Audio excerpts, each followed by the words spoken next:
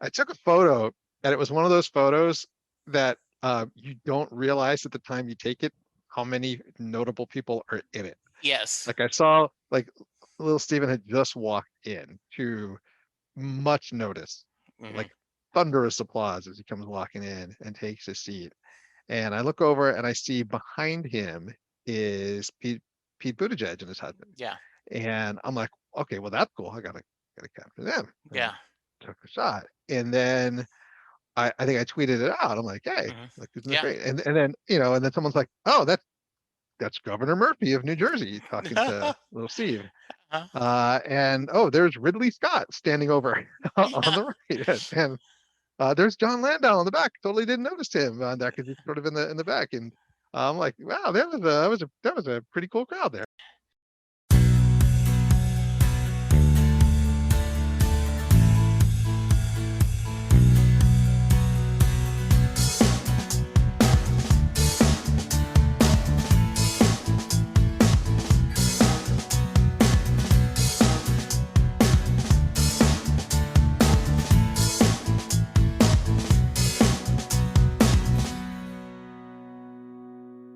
Hello, everyone, and welcome to a new episode of Set Lusting Bruce, your podcast all about Bruce Springsteen, his music, and mostly his fans. I am your host, Jesse Jackson, and joining me tonight is a husband, a father, a blogger, a music fan, and my personal publicist, Ken Rosen from E Street Shuffle. Ken, welcome to the podcast again. Thanks, Jesse. Thanks for having me. And I'm sure my wife will appreciate you putting husband at the top of the list. Absolutely. She Yes, she I know. reminds me of that sometimes. That it goes to the top of the list. So, Yes. Yeah.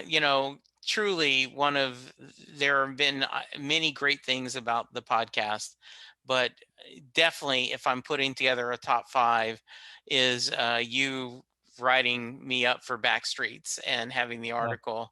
So I still, love the idea that, we got to celebrate 5 years of Set Listing Bruce by being on there. And so, just once again, thank you, sir. It was so nice.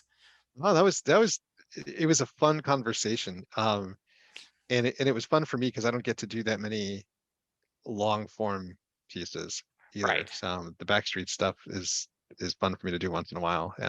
Yeah, And yeah, no, I'm glad that it was able to generate some guest traffic for you too. we did. We got some But guests and we got everything so good. So yeah. All right. So um, I don't know if you heard, but Bruce is back on Broadway. I did hear that. And so let's just start at the beginning. Did you immediately think, okay, I got to go see the second Oh round? yeah. Or, okay, you did? Okay. Yeah, I mean it, yeah, I mean, I guess maybe I thought about it for a second because he kind of faked us out, right? And said like on the radio, uh, well, I don't know if I'm gonna change it up too much on that. Um, but I still loved the original, and I know that the original run had different nuances and it evolved Right. along the way, Yeah. right? So I still thought that there was a decent chance that it was going to reflect his lived experiences since then. Um, Now remind me, you had gone the original run, correct? yeah. hmm Okay. I actually got to go to the first show of the original run too, the first preview on that one. Really? Okay. Yeah. So it was kind of a nice symmetry to be able to Yeah. be there for this one. Well, because I know, I get um, a message from you going opening night, baby, and I went, okay, you got to be on the podcast. I was a little excited. I would be too. So, how did you? I mean, you shot for the brass ring. How? Just luck of the draw, or It was total. It wasn't luck exactly. It was just accidentally stumbled into maybe a back door, I okay? guess to call it. So like if you go on to SeatGeek, so when it went on sale, the way that it was supposed to work is you pull up the landing page, right, for Yeah. Springsteen on Broadway, and you would go into a queue, into a waiting room. Yeah. right? Or I think you could pick a specific date and it would still take you into the waiting room. Yeah. And what I did, not for any particular reason, I just did it when I searched for Springsteen and it populated all the dates at the very bottom. It said all search results. So I'm like, Hmm. I'm not really sure what day I'm going to go. So I'll just click all search results. Yeah. And then it came up with a separate page, which just had all the dates. I'm like, well, great. I'll just like do the right click thing down the list until I Yeah. find a date. I- What I what I think happened, I'm fairly sure, is that if you did it that way, it totally bypassed the waiting room and Okay. queue because when it went on sale, I literally just went like right click, opening night, boop, like what seat would you like?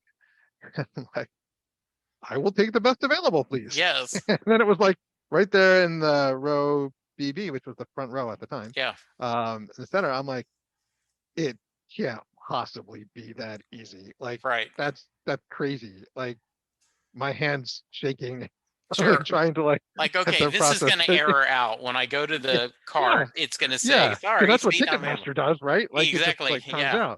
out. And it just went through, and I'm like, this is the best ticket site ever. Like, Yeah. what incredible performance! And then I'm seeing all the chatter right on social from folks having a terrible time, and I'm like, why did that happen? Hmm. And I actually went and I picked up a second ticket for later in the run because you could buy like two total. I figured I'll buy my two singles. Yeah. And the same thing happened. And I'm like, I don't understand what's happening here. And I figured it out finally because there were a few other people like me who had that experience. And when we Hmm. compared notes, we figured out that's what happened. And then I Okay. tweeted it out and hopefully It's some like, people will here's listen. the people, way to go. Yeah. Yeah. All right. So, when I went on Broadway, um, I've told the story multiple times. I've been married a long time, and there are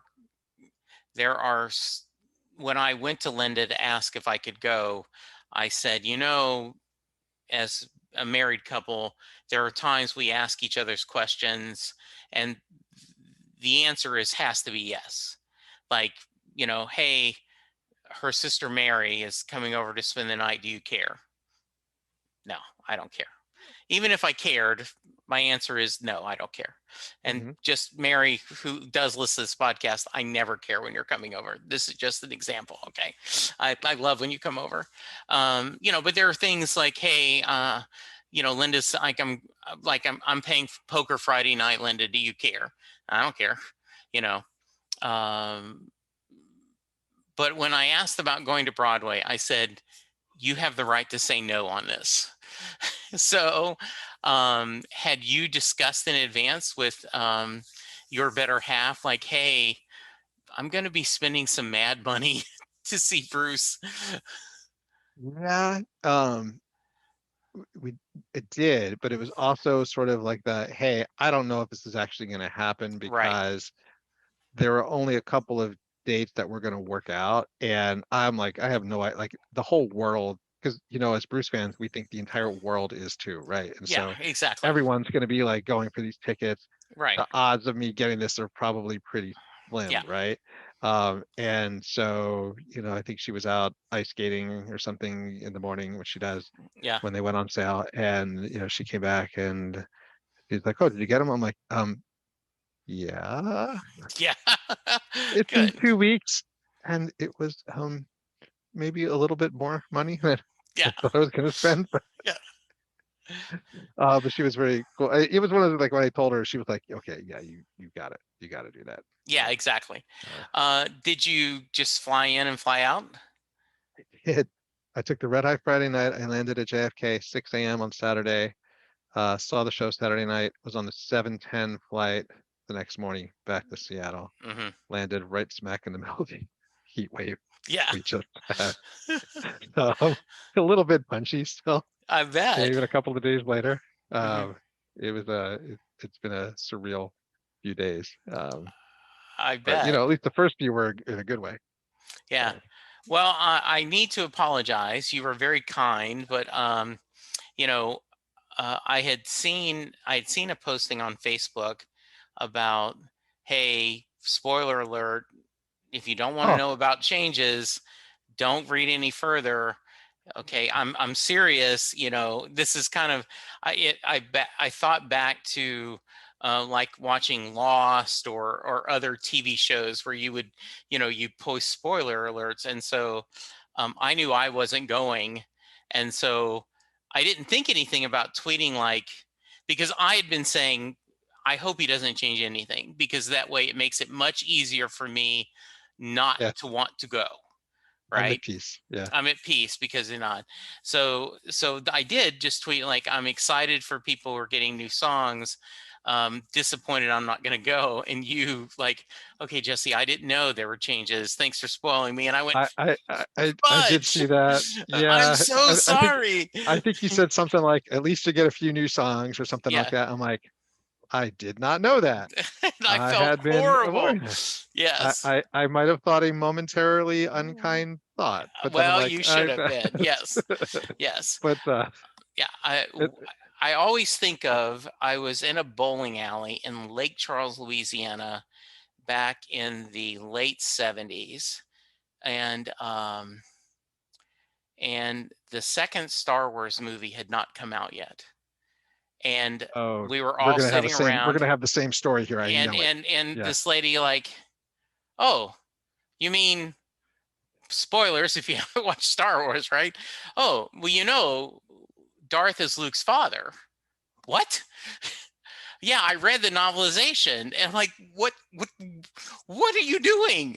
What Why are you telling us this? So I always feel guilty about spoiling something for people, and so I felt a little bad, but you were very kind to me. I had the exact same. Not I had a kid on the schoolyard Yeah, spoil it for me for Empire yeah, Strikes Back, yeah, and yes, I have raged against spoilers ever since then. absolutely. Um, but as it turns out, that was all I got as far That's as good. spoilers. I was able to successfully avoid Good. the rest. I didn't know how many. I didn't know what at all, Yeah. and so it was. I got. I was. I consider myself pretty fortunate. So yeah, no Yeah. harm done. Okay, Uh, listeners. Ken and I are about to get into the nitty gritty of the performance. I'm gonna ask him specific questions. He's gonna give specific answers. So if you are wanting to go, if you are going to see the revival of Springsteen on Broadway, and you want to be virgined, no spoilers, save this episode, and then after you go to Broadway, come back and listen to it. Fair enough? So Ken, I'm yeah. a lot of these I know because you wrote a beautiful review for Backstreets, and anyone, I Thanks. recommend them strongly to go and check it out. But um, walk me through. You get there, and you're seeing, Secretary Pete and little Steven, and I took a photo. It was. Um, I took a photo, and it was one of those photos that you don't realize at the time you take it how many notable people are in it. yes. Like I saw, like little Steven had just walked in to much notice, Hmm. like thunderous applause as he comes walking in and takes his seat. And I look over and I see behind him is Pete Buttigieg and his husband. Yeah. And I'm like, okay, well that's cool. I gotta capture them. And Yeah. took a shot. And then I think I tweeted it out. I'm like, hey, Hmm. like isn't this Yeah. great? And then and then someone's like, oh, that's Governor Murphy of New Jersey talking to little Steve.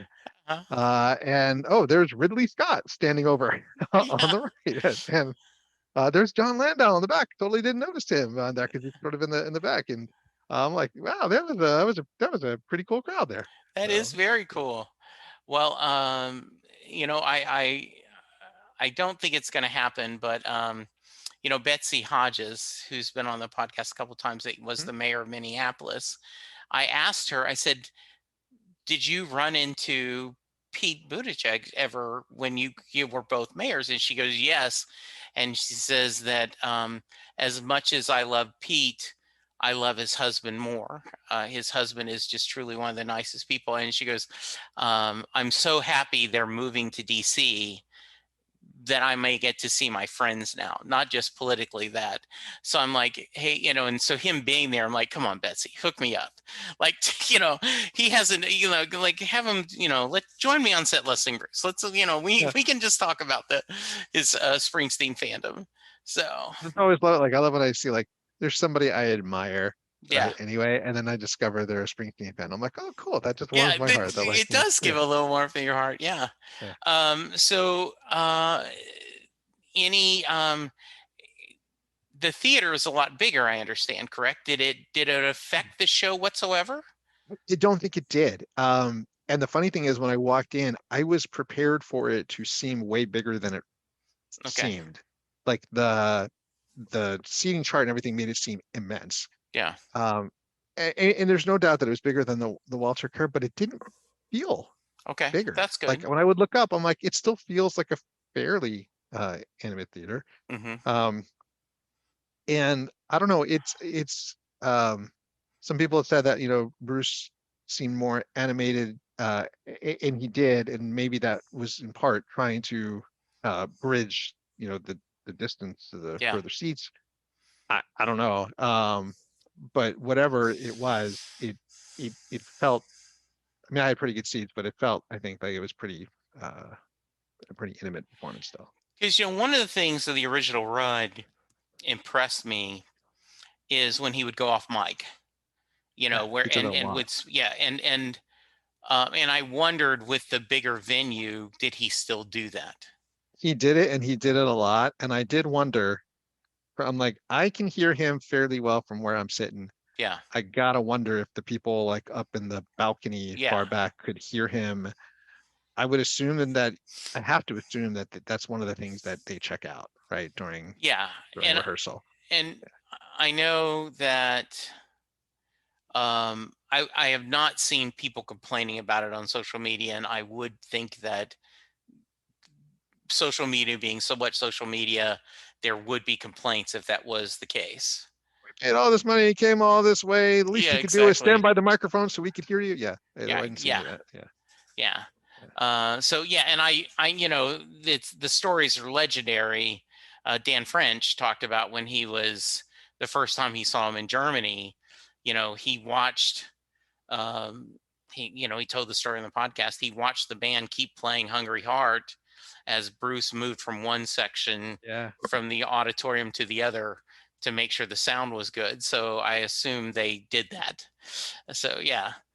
Um, I have said that when I get to go to a show again, and all the hope is that 2022, we are all well and we get a tour and we're sitting there, that when they walk on stage, I don't know if I would be able to control my emotion, because it is, the idea of we've made it. There's live music again. Yeah. I'm worried. We have tickets. I believe it's in August. I'd have to look. It's either August or September. Marcia Ball from New Orleans is playing in a little bitty theater here in Louisville, where I live, and we got tickets. And I'm thinking when I sit there and she comes on stage, I may cry just a little because it's live music again.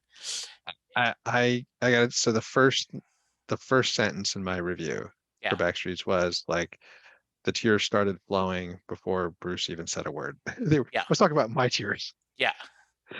Yeah. I wasn't speaking for the audience. I was speaking Yeah. for me at Exactly. that point in time.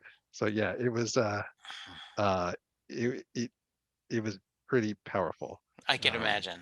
I had missed and not just Bruce's performance, but I just in live. This was my first, technically not a concert, but it was my first Yeah. Sure. musical event of Yeah. any kind since this whole thing started. Yeah. And to have it, um, yeah, I just can only imagine the emotion. And you address that though, that and it almost came across as a little asshole-ish.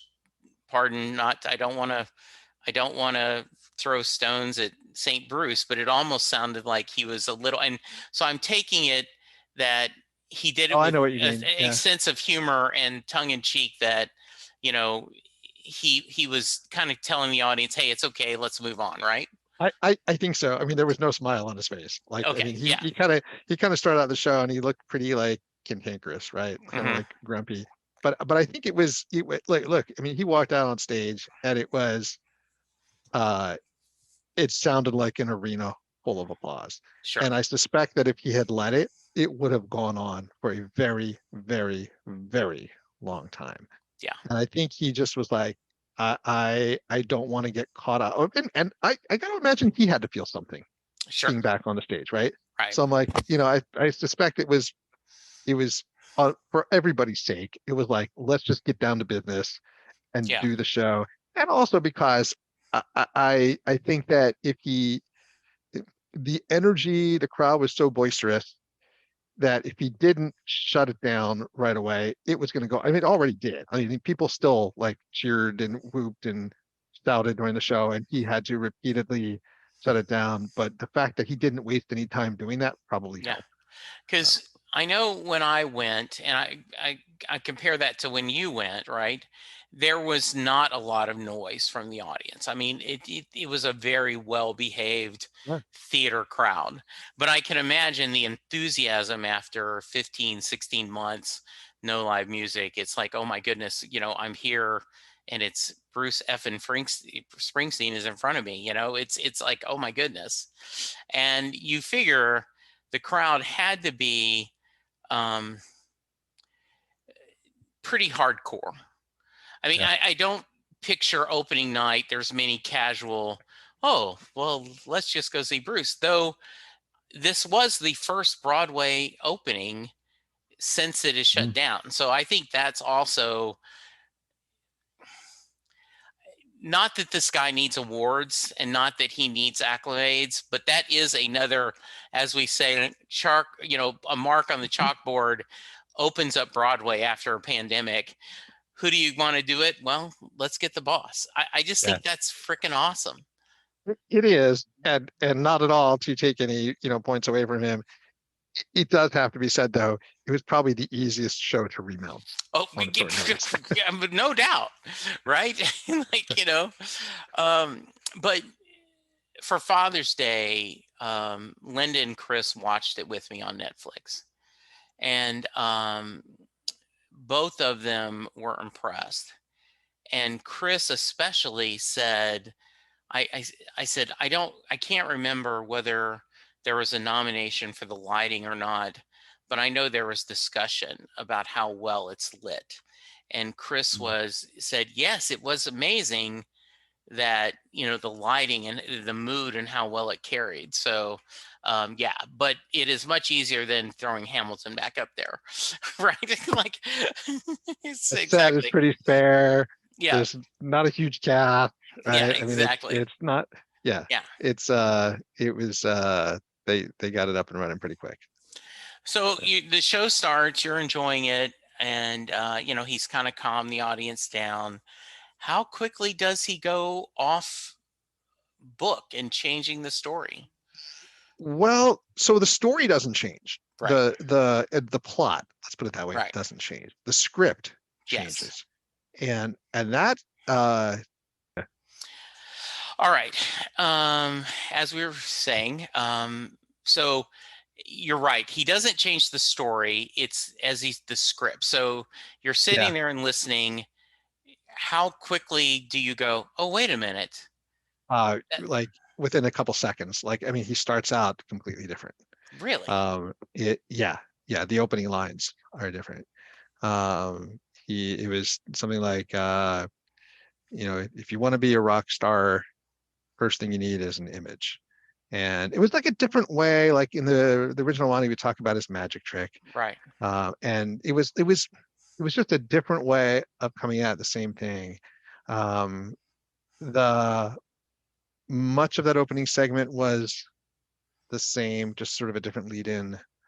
Hmm. The My Hometown segment, which was the second one, that was quite different because that one basically became a here's what my last year has been like. Okay. Um, and use that as a way to talk about make light of his run-in with the law. Yeah. And that generated a lot of laughs. And there was, each segment, there were a couple that seemed, to my mind, pretty close and relatively untouched from the original run. And it's a little hard to say it with certainty because it continued to evolve all the way, even beyond, Exactly. like, Netflix was fairly late in the run, but there were still more shows afterward, right? Exactly. Yeah. Um, so it's possible that some of those things were held over. Um, but the the song changes don't happen until very late Yeah. in the show. And to be honest, I had totally forgotten about the almost spoiler that she Yes. given by that point, right? I'm just like in the show. Um, and later when Hattie comes on stage, I think is when they start Yeah. going off road. Yeah. The So, because I thought it was um we all talked about this during the first run. It's funnier than you think it's going to be. yeah, And it sounds like he continued that vein of humor. he did. The it, it, it was very self-deprecating humor, Yes. um, which he's very good at. Right. And it created a few little running bits through the show, Yeah. which was cool too. The part that, you know, I keep going back and reflecting on this, and I wrote a little about it when I wrote the review for Backstreets, and that the it, and I don't know if it might just be my familiarity with the original one, Hmm. but it felt like the new parts, the changes felt sounded different. Okay. Like, it's been a few years since he Right. wrote the original play, right? And Yeah. so um I wrote, like, you could feel the seams. I'm curious to know if other people, as they see it, have the same reaction to it. But I sort of felt like, even if I'd like to think that even if I hadn't seen the original, I might be able to tell where, like, the pieces Hmm. were. The original stuff, the scripted segments, he wrote it in a very, like, literary style. Like, it Yes. was stylized, right? Yes. It wasn't exactly like a book, but it was definitely a theatrical style of Yes. speaking and delivering. And the newer segments were not. They were more conversational on Yeah. that. A little bit more of in a raconteur vein. And so, I would hear the difference in style as he would kind of go back and forth, I guess. And you wonder if he will, continue that. And I assume it's all scripted, but it does sound, reading your review and hearing other people describe it, like it almost sounds like the podcast with President Obama, or like on his from my home to yours, where he's just talking off the cuff about, even though I'm sure the my home to yours is scripted to a certain degree, he has notes he's going to do. It does sound Yeah. like this was a little more off the cuff. I think so. There was a script, and I know this because there's a big, huge teleprompter that hangs off of the mezzanine, um, midway through the theater, so that he can see it. And if Okay. you happen to turn around to look at the crowd, you would go, "Oh, there's a big teleprompter with everything on Okay. it."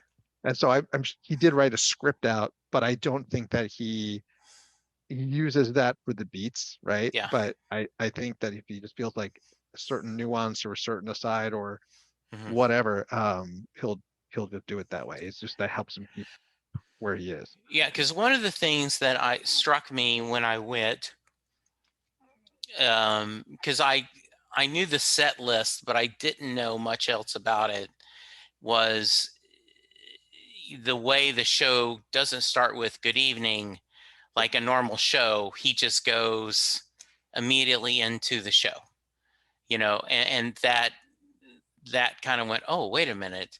This truly isn't a concert. This is a performance. It is a play. So it's good.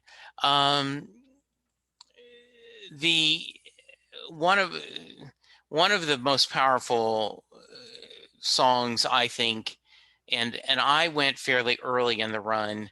So when he did the wish, he did not talk about his mother's Alzheimer's when I was Mhm. there. And then Same with me. Yeah. then with Netflix, he does. He talks about that, and it still chokes me up when he, um, "You'll know me in a glance," the second time through the chorus, and he goes, "And you'll know me," and stays kind of quiet. The implication is, no, she doesn't necessarily know him. So, um, you never know what's going to listen. Chris is now obsessed with the wish. He Mm. just, I mean, this has been like, and if you're a new listener, Chris is my 32-year-old son, who's gone to 2 shows. But he's like, he cannot believe how powerful a song that is, and what a beautiful tribute to Bruce's mother, Mm. you know. So talk to me a little bit about that and the dialogue he did around there. Yeah. And it's funny. So I went and like I said, I saw the original run the first night, but I also went back and saw it on Father's Day the next year. Okay. So that was not the end of the run because there was about 6 months left, Okay. he had started talking about his mother more specifically Yeah. then, and mentioned the Alzheimer's, and he had that moment in at that time. And I remember it just like I was thinking like I'd seen the show, I know it was coming, and that like it literally took my breath away, Yeah. the impact of that moment. And I remember that vividly. And then I know it was in the Netflix special, and so I was kind of prepared for it now. But what I hadn't given the thought to was it's been 3 years, Yes. right? And she was 7 years into Alzheimer's. Now she's 10, and 10 years into Alzheimer's. If you've ever known anybody with Alzheimer's, that's a Yeah. that is deep, deep, deep, deep down that hole, right? Yeah. And she's 95 now, and what is, you know, he was very descriptive, right? He was like, she cannot talk and she cannot walk, and so she cannot dance.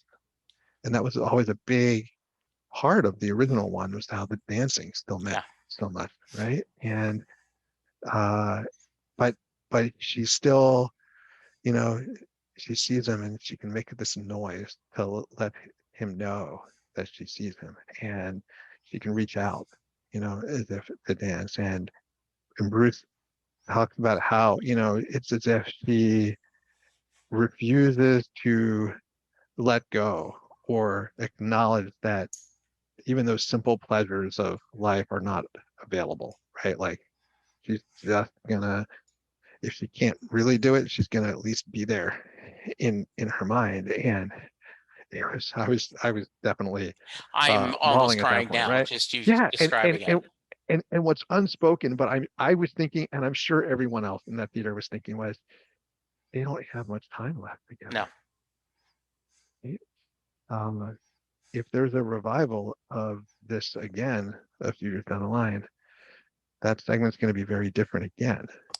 And it was just this, what that must be like for him to experience and also to have to talk about Yeah. on stage.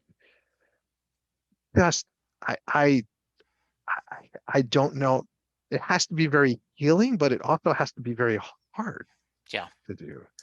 Um, And I don't yeah. know, he has not shared, but during the deep of the pandemic, where I know he talked about his children don't go see him because they don't want to kill him and Patty, right? So Yeah. you know that he was probably no way to see his mom at that time. So you wonder how much she had changed during that time. So yeah, incredibly emotional. And it's to lighten things up for a minute. I've told this story a couple of times, but I was listening to The Wish in the car and I got really choked up. And I realized I was still able to pick up the phone and call my mom. And Mm. my mom is perfectly, she will turn 80 in September, but she is recently fairly healthy considering she's 80-year old, right? That smoked her whole life. And I called her and I'm trying to explain that I'm listening to this song and it's Bruce and his mom. And my mom's like, "What? I don't understand, Jesse Wayne. What are you talking about? Song? What is this?" And I ended up just You're like, dropping it. I love you, Mom. That's just I what I called love to you. say. I I love you. just wanted to call and say I love you. But so we did pause the Netflix special to tell that story, and my wife and son both, knowing my mom, immediately got that. But right, but it was this. So I think about that all the times when I hear it, and I'm always grateful that I can still call my mom and she knows what's going on. So yeah, I imagine that was just incredibly powerful. Did he change much about 10th Avenue Freeze Out? Because that's another emotional moment, because he Yeah. specifically talks a lot about Clarence. I mean, he covers the rest of the band, but in a lot of ways, this is a love letter to Clarence. The scripted part I think was pretty similar. Okay.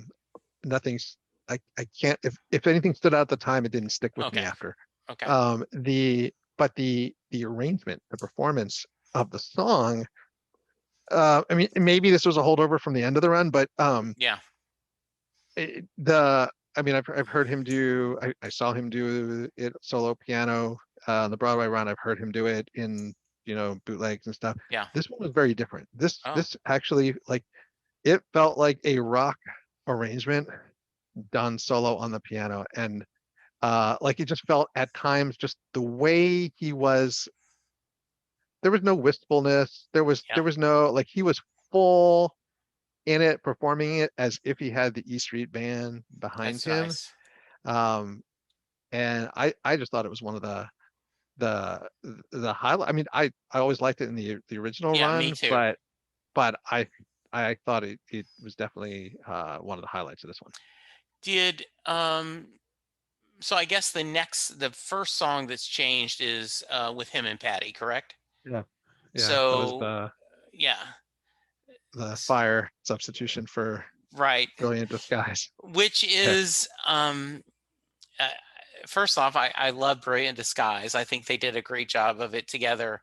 Um, and we've talked about, right? You've shared that um, there are certain songs in yeah. Bruce's, like someone was telling me that, I'm on Fire is their favorite song. I was interviewing What? someone, and like, she goes, though there are just a few things. I'm like, yes, Hey Little Girl, Is Your Daddy Home can be a little creepy in today's modern, context.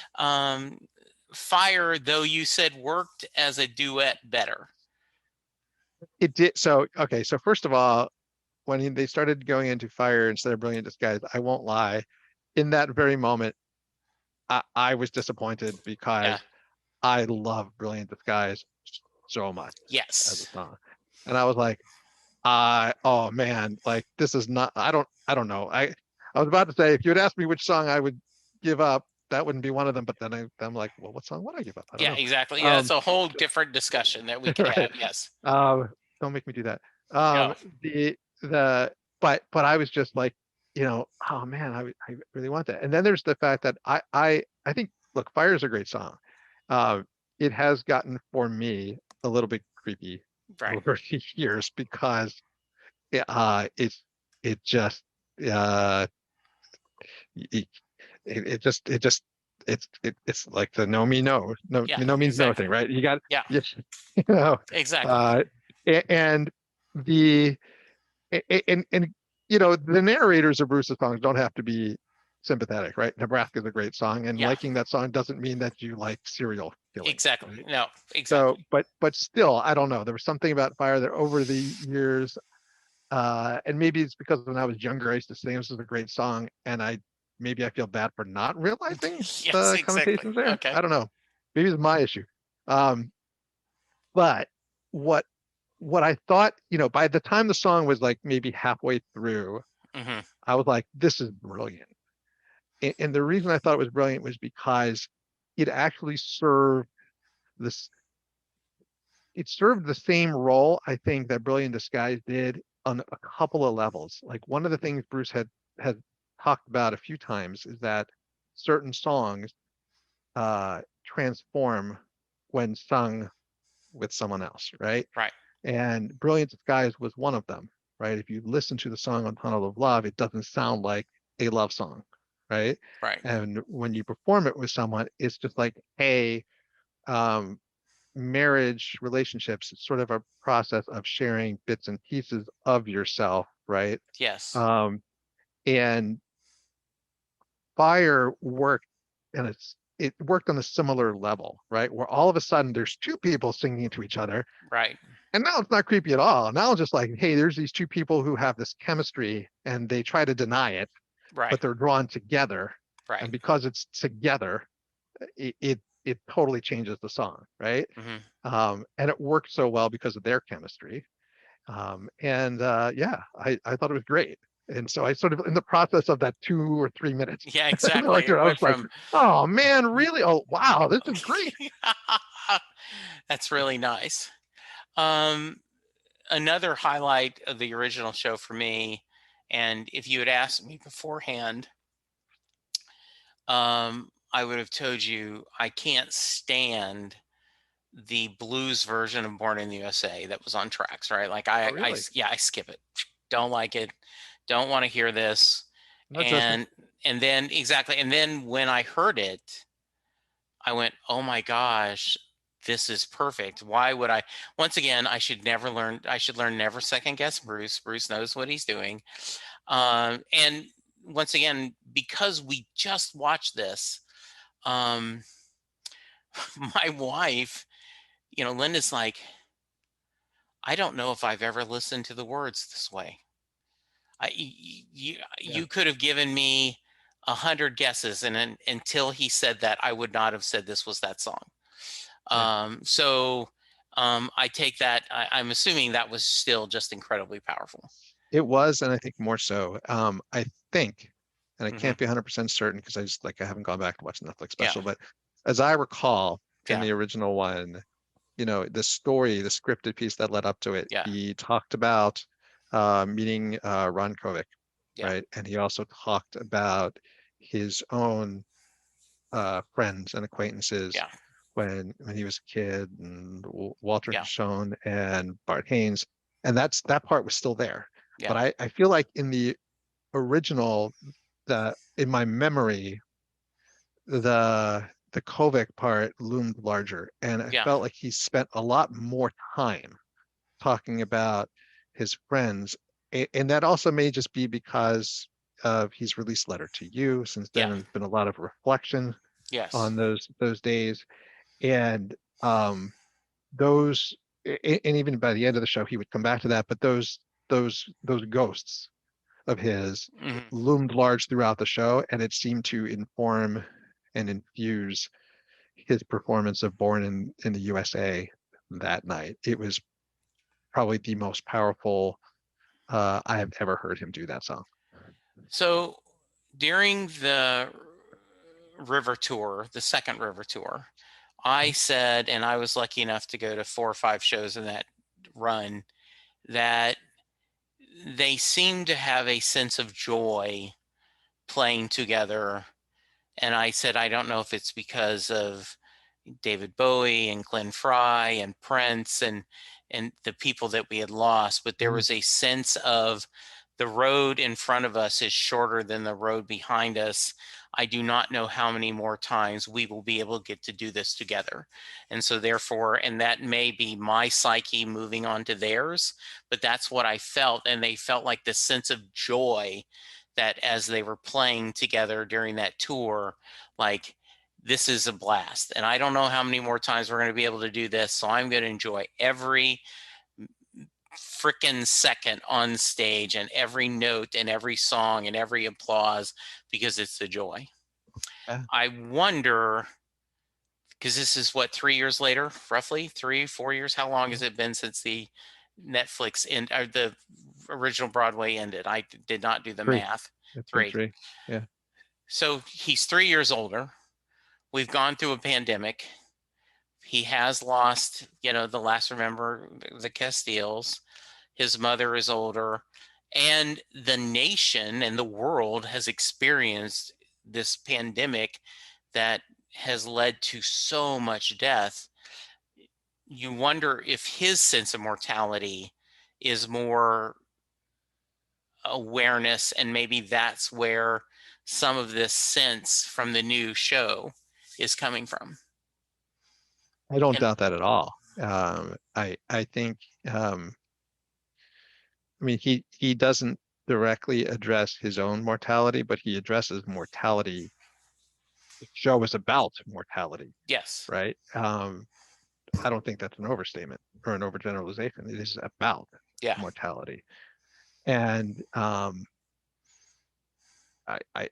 think that has to be in his mind. But I think, you know, be, I was going to say because of the way his mind works or his heart works, or I yeah, don't know, just the way just who he is, he's like focusing more on the absences from his life rather than on yeah, when he will be, right? right, Um, the but you know that's I think he's spoken about that. That's just you know you get to a certain stage of life. Up until that point, that's pretty rare, right? yeah, And then all of a exactly. sudden, it starts to become much more common on that. I don't know. We will get there someday too, right?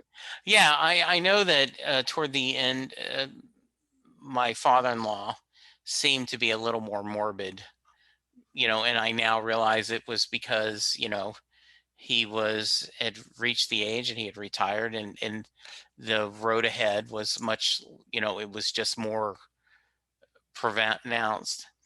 Yeah. Um, the I guess the next song change would be 40 American Skin for Ghost of Tom Joad, right? Yeah. So talk about that with me. You know, that's actually the one that I saw coming. I had a feeling. Um, Before I even had any notion of there being any kind of spoilers at all, like I just sort of like, Yeah. I wonder if he'll do this because that just like there was the purpose of Jode at that point was to, you know, it represented uh his activism and um, you know, his his the role of civics in his music. And you know, it was more, you know, times it was focused on the border, you know, with other issues, but here, like, it just seems like the predominant conversation over the last year has really been around Black Lives Matter, Yes. and it doesn't surprise me that he did that. And I thought it was great. It was wholly appropriate. I will say the arrangement was great Hmm. on it. I personally was thrown a little bit because I actually didn't know what he was starting to play until he started to sing. For whatever reason, the way he was playing it, it sounded like he was starting to play Hungry Heart Okay, that's funny. on the acoustic guitar, and I'm like, this seems inappropriate Yeah, right now. yeah. What is he doing? And then he started saying like, oh, Okay, okay, yeah, okay. I got it. Um, I'm not a musician, so I can't quite Hmm. tell you the technical Yeah. description of what he did with the arrangement on it. It was like a different key or whatever, but it was definitely like a different Hmm. arrangement on it. Um, but it was great, and it was every bit as powerful as you would think it would be.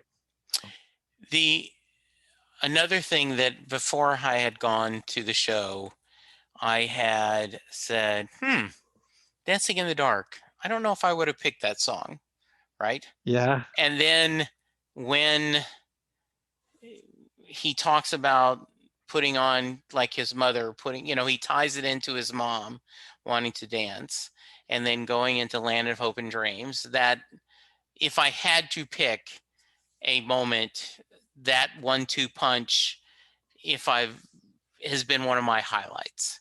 So I was glad to see that that's made the cut. I agree. Here's the cynical side of Yeah, me. I don't hardly even have one, but this yeah, is this is where I can say it comes out. When I saw the opening show of the first run, yeah. there was no tie at all to his mom for Oh, there Dancing in the wasn't. Dark. Okay. There was no talk. I mean, there just wasn't. It like the song just comes out of nowhere. there was some lead up to it. I can't remember exactly what it was, Hmm. but it felt abrupt and Yeah. awkward and like it was thrown in because, oh, it's the end of the show. We need to like Yeah. put some good. And by the time I had gone back, he had not only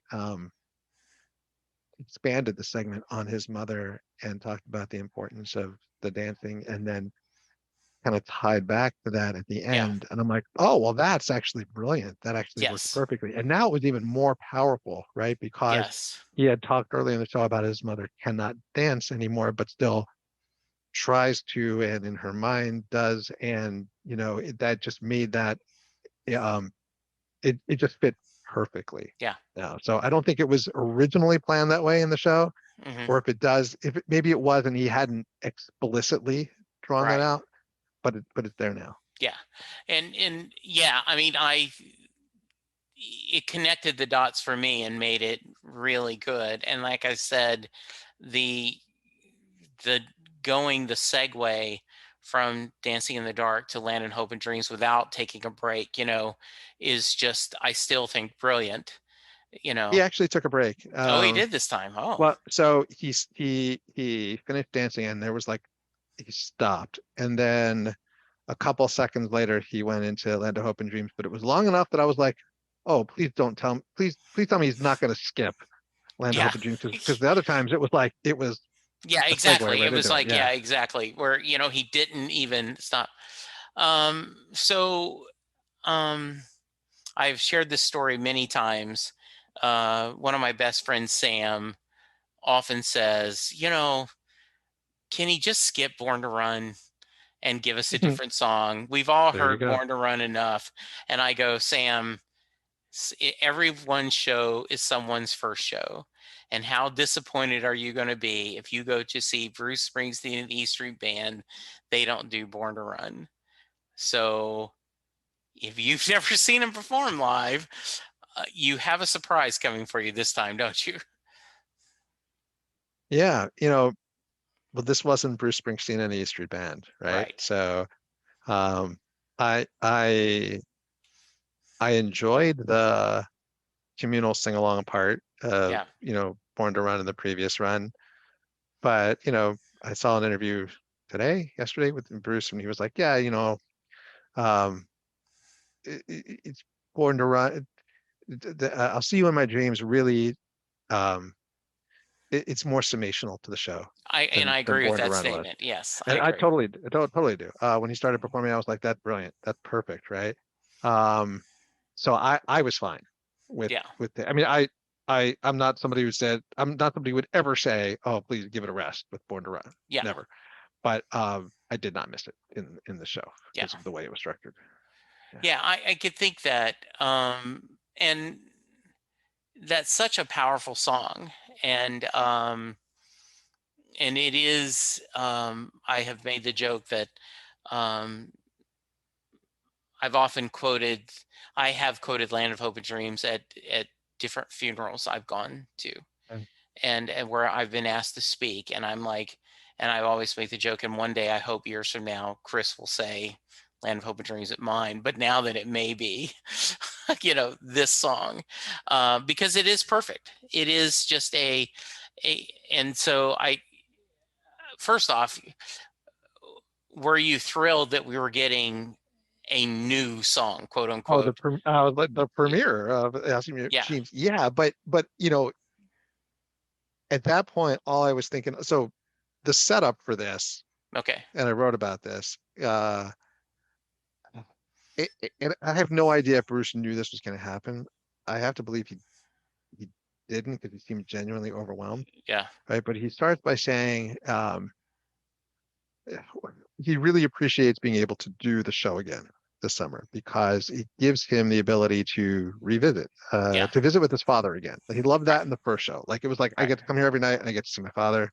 Yeah, I get to see Clarence because I tell these stories, and in my mind, as I tell them, I visualize them, right? And as he starts to say this, he starts to get overcome with emotion. And I have seen him tear up before, right? We all have seen those moments on stage. Yeah. I mean, my goodness, the man talked about his mother with 10 years in the Alzheimer earlier in the show, right? Yeah. And still kept his composure. but for whatever reason, at this moment, he just lost it. Yeah. And the tear starts screaming and his voice just broke. Mm. Um, he couldn't, like, the whole sentence just couldn't come out. And, um, he would start to rattle off his ghosts and the people in his life that were just gone, that meant something to him, right? That Hmm. meant much to him and his friends and his family members. And he's like, I just, they were here and would say, that, I miss them. And as he said, I miss them, his voice just like broke again. And Wow. he was sniffing, back the tears, and he kind of like, people can't see on the podcast, but he had to like just put his Yeah. hands completely over his eyes and rub them. I mean, it was like and at this time, I'm telling you, man, the whole theater was, we people were audibly Yo, sobbing. I I bet. mean, Yeah. audibly. And I was one of them. Like it Yeah. was like I mean, it was like Yeah. it Hiccup was crying. not just tears. Yeah. Yeah. Yeah, exactly. Hiccup crying. All Yeah. all around me, and Yeah. it was like the rawest, bravest like thing. Like I'm just sitting there going like if there's anything I can do to help you get through Yeah. this moment and to the other side, I am sending it. Like Yeah. uh because holy cow, where you are right now, how are you going to get through this? Um, I felt so much love. I Yeah. mean, sounds a little weird to say for No, him right here. as just a human being, right? Like Yeah. just like experiencing that, and and it's stayed with me afterwards, right? And I'm like, it's um. And I was talking to a friend of mine later that night who brought this out. Like, that's there's a difference between talking about loss and then talking about and processing grief. Yes. And that was like, I'm like, that's the first time like he's talked about, he's been on the other side Yeah. of that and talked about Clarence and his Hmm. father. But it felt like in that moment he was reliving that. Uh, and they're like, well, geez, like, yeah, of course he feels those things the same way we do when we lose people. But, you know, you typically aren't in front of a stage of thousands of people when you're feeling it. Wow. So, That's that sounds pretty special.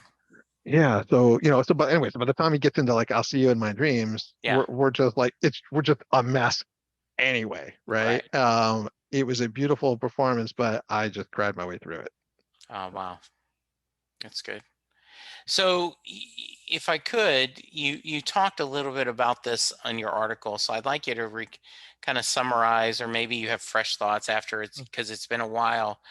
Um, I don't think it's fair to compare the two, but that's what we're going to do anyway, Yeah. right? I mean, Yeah. because um, it, and by the way, that's a tradition, right? When you have a revival of a You compare it to the successful original. Broadway Yeah. show, you compare it to the original, right? Yeah. So, yeah, And it was, I mean, it was a revival, right? yeah, Like the story was the same, the script was modernized. yeah, There's a couple new musical numbers, yeah. but I mean, it's it's probably the My best descriptor for it. my slight hope is that it gets a a Tony nomination for best Or revival. I'm just saying. I that'd just be would. that'd be awesome. Yeah. Wouldn't that just be awesome? Ah, I wonder if it would be like the fastest revival of a Yeah, show too, right? exactly. Yeah. Yes. So, Yeah. comparing to the original, I did write a little bit about this, You did. and I talked a little bit about this earlier. That the original, to me, was just this beautiful, cohesive work of art, and Yes. even the cadence, the language, the stylized script was part of that, right? Yes. Like you were in that, and to me, it lost a little bit from the switching back and forth. It felt a little bit cobbled, Right. and like all the pieces work. And if you listen to them just on their own, they work beautifully.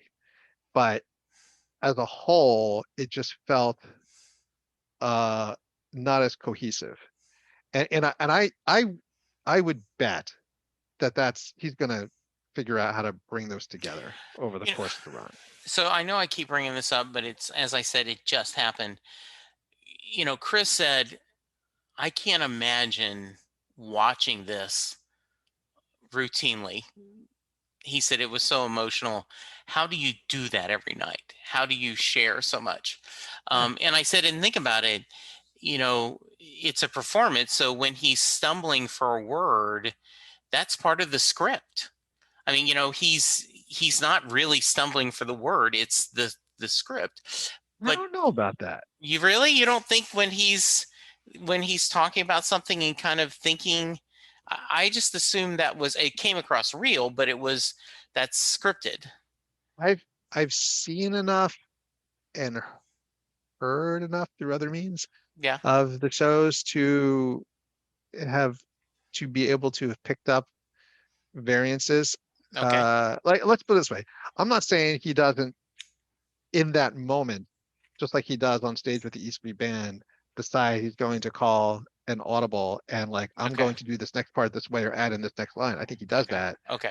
but I'm not sure that it's premeditated Okay. and scripted like up front on the Okay. teleprompter. Like Okay. my guess is the script won't change that much on the prompter throughout, Okay. but he will. His performance may be, we're okay thinking Yeah, about it. but sorry, Okay. I didn't mean to throw your story off. No, no, no, So, no. That's no, no. I'm glad you brought that up.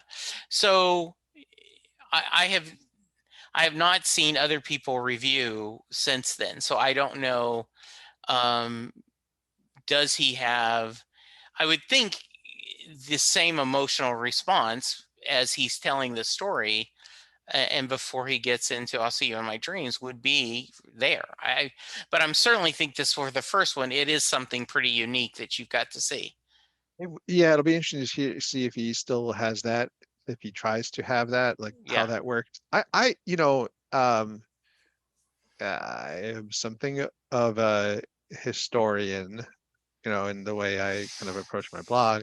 Yeah. And one of the things I have devoted a crazy amount of hours of my life listening to like every bootleg of Yes. like every tour in chronological order so that I could see from night to night how his performance evolved, right? And where certain things came from.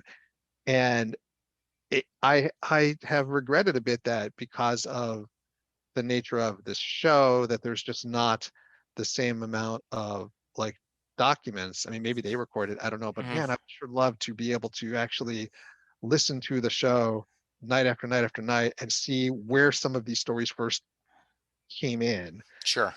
And because there's not much of a collective idea from all of us yet as fans how the show evolved over, like some of us have seen a few shows, but none of us could have afforded to see as many shows Right. as we might normally see on a tour because the Yeah. prices of the tickets are just too Yeah. high, right? Um, And yeah, I know this will never happen, but which, by the way, I think is interesting.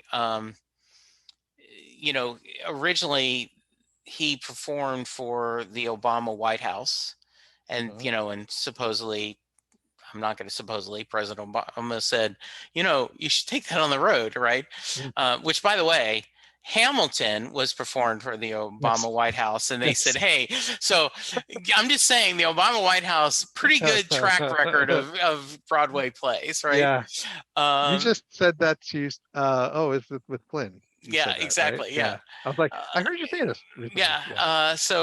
Yeah.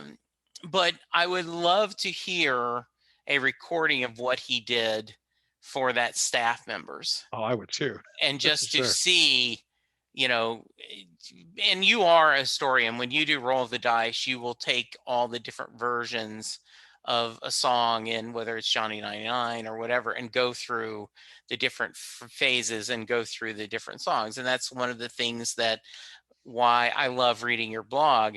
And it would be interesting to see how the show has evolved. I like, for example, did on this version, did he do Long Time Coming and talk about his father visiting him? He did. He He did did. not. Okay. Yeah. And even with the the show actually evolved more. It changed more in the first run, Yeah. more than people realized. Right. Like there were songs that were added, removed, brought back. Right. switched around. There was not a lot, not compared to a tour, but I mean Yeah. it changed. I am curious to see if some of those things happen on, over the course of this 30 show or so. Yeah, that would be interesting. So good.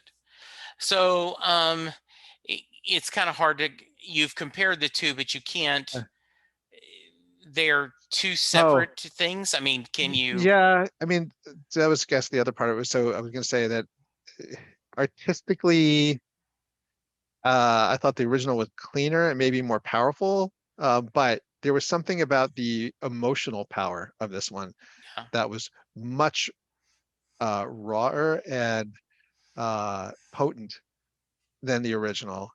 And part of that was just the additional life experience that he brought to it. Yeah. Part of it was just his vulnerability that he brought to it. And part of it was the song choice. Um, but there was no doubt that I felt more moved even Hmm. than the first one. And part of it is just the alchemy of just the circumstances, right? Like Yeah. it's just we're all there, and oh my God, we survived. Like we Yes. survived this year, and we made it here Yes. together, and we share this bond, right? Right.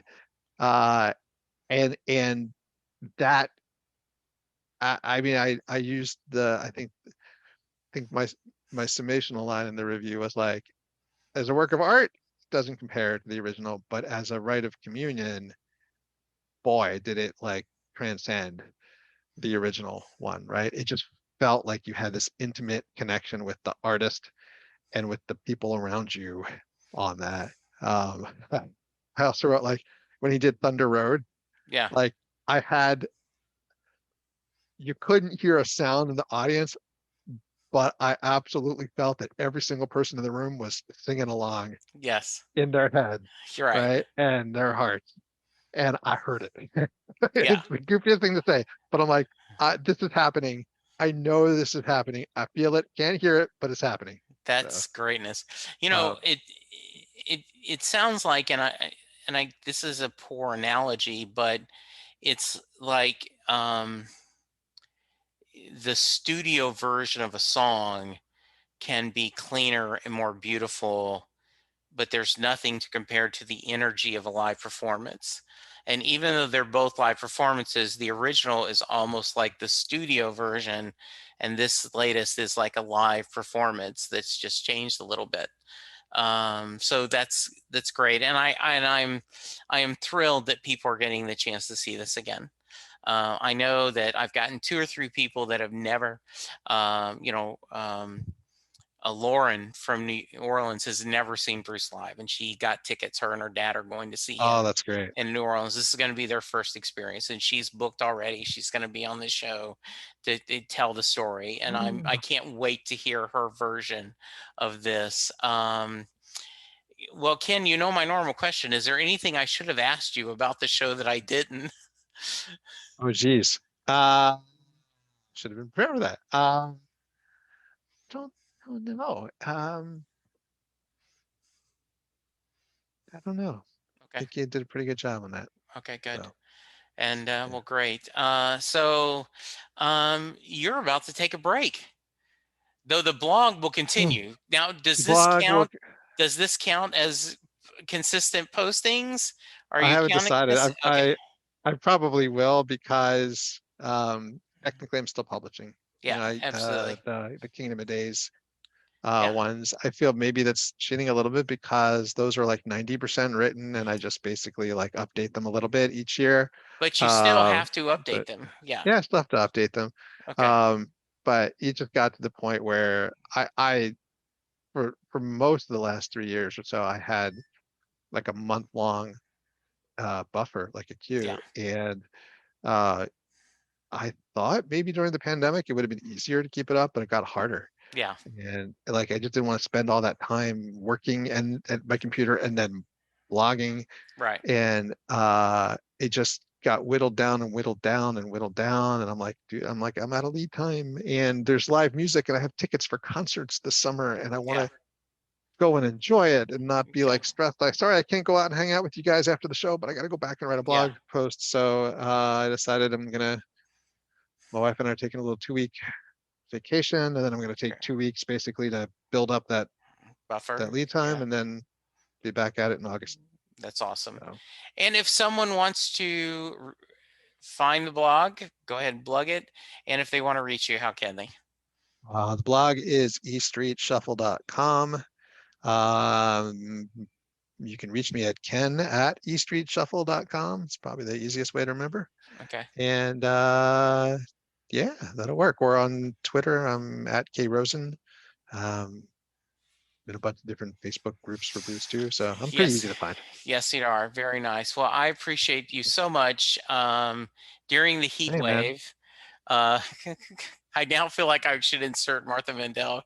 Talk a heat wave. I you actually know? thought about like resurfacing that one on my blog. Yeah. It, Uh, it's uh you know, it's been nuts here. I hope you guys get at least a little bit of cooling weather, and then you guys go out of town and enjoy your Right. tropical breezes and mini tropical drinks and enjoy and love the no internet and no email, just being unplugged. It is crazy that we have to go to the South Pacific to cool down 30 degrees from home in the it, Pacific it Northwest. It it is does. odd. It is. But yeah, my daughter's like, the heat hit like 110 yesterday. She's like, this isn't supposed to happen here. And I'm like, we apparently live in a world where the words not supposed to happen here don't really mean anything anymore. So Well said. Yeah, it is just crazy. So I would be the crazy guy, and I've joked about this. If I lived in Alaska, I would have an air conditioner because I grew up in the yeah, South. And so you know, just because, and also because my first new car I bought did not have an air conditioner. I was like, I don't need an yeah. air conditioner. And like the first summer it hit in Louisiana, I'm like, what was I, an idiot? Why did I buy a new car without an air conditioner? So I've never, so we've been living out here for 20 some years, and I've not yeah, ever had an air conditioner. And I posted on Facebook like the little, everybody in town basically posted that same Facebook post that day, yeah, which is like their favorite weather app with the yeah, actual temperature, right? It was like yeah, 109.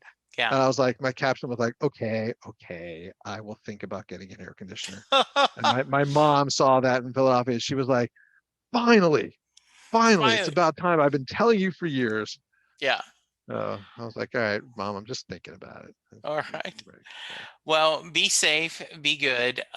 Listeners, if you are heading to Broadway for multiple times or your first time, let me know. Come to me. Join me. We'd love to talk about it on the show. Let me live vicariously through you. But Yeah, for please do, now, because I want to hear too how the show changes over the yes, course of it. So exactly. come I would talk to love to. Jesse so that Yes, I can listen and find out. exactly. We want to do that. Yeah. So go get vaccinated. Please, let's get us back. We're all getting back to restaurants and live music and new shows. And so I want to hear all about it. But for now, be good to each other, and we will talk to you soon. Goodbye. Doing a podcast at times can be a one-way conversation, and I hate that. So please let me know what you like and don't like about the work I'm doing. You can reach the podcast via email at setlistingbruce@gmail.com. The show is on Twitter at setlistingbruce, and my personal Twitter is at jessejacksondfw. We have a website, www.setlistingbruce.com. From there, you can find links to other Springsteen podcasts as well as other music-themed podcasts. We have a page devoted to our own SLB All-Star Band. These are guests who have been on the podcast more than 3 times. There is a link to our store where you can purchase Set Listing Bruce shirts as well as a Mary Question t-shirt. There is a link to our Patreon page where you can sign up to help support the podcast financially. We have different levels and different rewards based on your support. If you don't have any extra cash, and right now, who does? You can support the podcast by subscribing via your favorite podcast player and leaving us a review. The more reviews we have, the easier it is for people to find us. And please tell a friend about the podcast, especially if they love Bruce or music, because it will make a difference.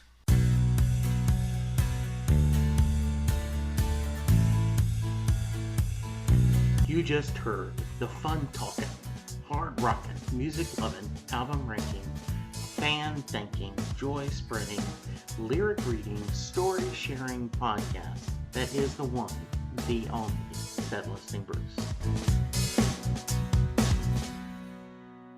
Set Listing Bruce is part of the Southgate Media podcast group. The theme for Set Listing Bruce was written by David Rosen, used by permission.